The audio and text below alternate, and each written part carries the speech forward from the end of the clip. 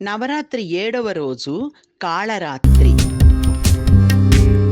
గాడిదను వాహనంగా కలిగి దుష్టశక్తులను నశింపజేసే అవతారంగా పూజిస్తారు. నీలం రంగు మల్లెలు, మందారాలు, కొబ్బరి బెల్లంతో చేసిన తీపి పదార్థం అమ్మవారికి ప్రీతికరం. అమ్మవారిని స్తుతించే శ్లోకం: ఏకవేణి జపాకర్ణ పురాణగ్నాకర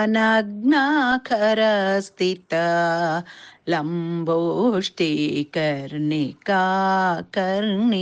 తైలాభ్యక్త శరీరిణి వామపాదోల సల్లోహ లతాకంటకభూషణ వర్ధనమూర్ధ ధ్వజా కృష్ణ కాళరాత్రిర్భయంకరీ.